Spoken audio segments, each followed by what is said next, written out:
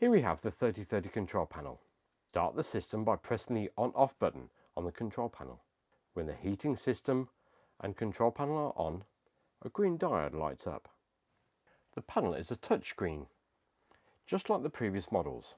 However, the 3030 is designed to incorporate either a traditional single zone or a dual zone heating circuit. The dual zone, if fitted, enables the user to change the temperatures in different areas of the caravan or motorhome, for example, bedroom and living area.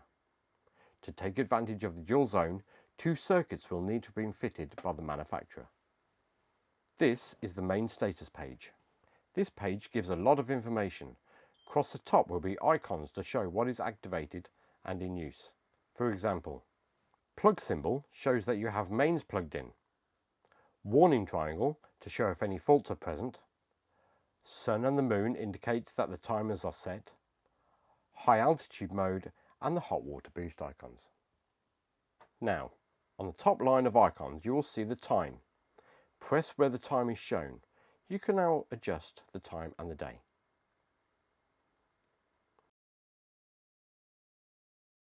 If you have a single zone system, press the house button to change the desired temperature. You will notice the circulation icon appears when the heating pump is circulating. If you have a dual zone system installed, you will see two icons, living room and bedroom. Press the zone in which you wish to change the temperature of. If you have a booster fan fitted, here you can adjust the fan speed. At the bottom, you will see an energy icon. This shows the energy source used. The flame turns red when the gas is in use, and the flash turns yellow when the electricity is in use. In this section, you'll be selecting the energy you are allowing the boiler to use. However, the boiler will select the energy you have allowed to perform the selected task. For example, the heating or the water. Press the icon. At the top, use the slider to change the kilowatts you can use. 1 kilowatt, 2 kilowatts or 3 kilowatts. Next, you can turn the gas on or off.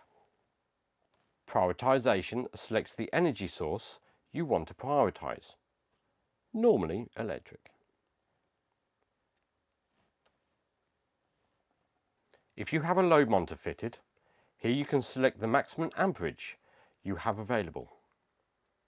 The load monitor will assess the total amperage that is currently used within the whole vehicle. If the load goes above that max amperage set, then it will reduce the output of the boiler accordingly. This stops overloading the supply from the site. If you press the top right hand side, this scrolls down to the next page. Here you can activate the high altitude mode. Use this only when you are higher than 1,000 meters. Press the menu button or the top left to move back to the previous page. On the bottom right is the hot water icon. By pressing the icon, you can tell the boiler if you want hot water or not. The symbol with the water drop turns blue when hot water is on. Under the power icon is the hot water boost. Activate by moving the slider so it shows green. Hot water boost is now on for 30 minutes. After 30 minutes it will default back.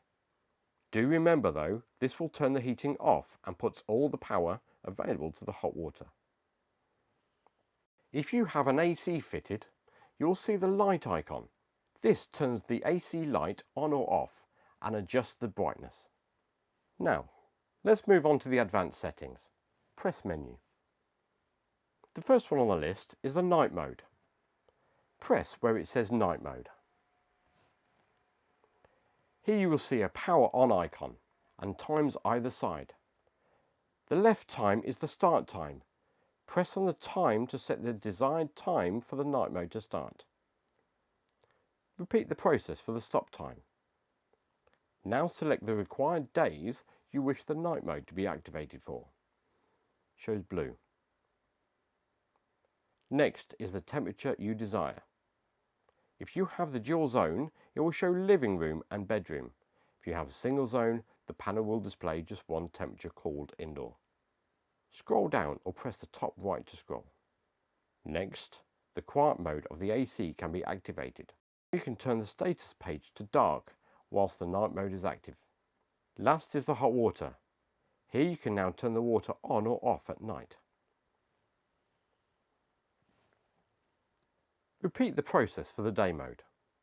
Once the day or night mode is activated, you will see the icons present on the status page. For a shortcut to edit the times, press the icon and this will take you directly to the settings. If you have a Truma AC fitted, here you can activate climate control.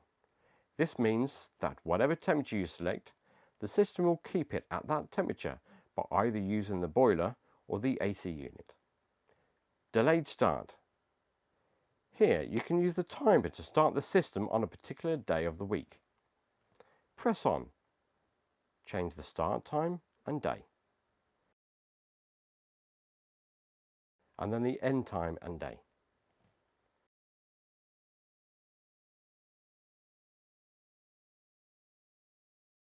External start.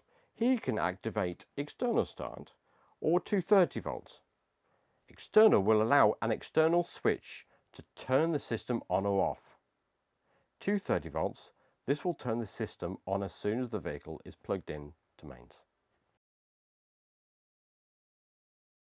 Sensor calibration.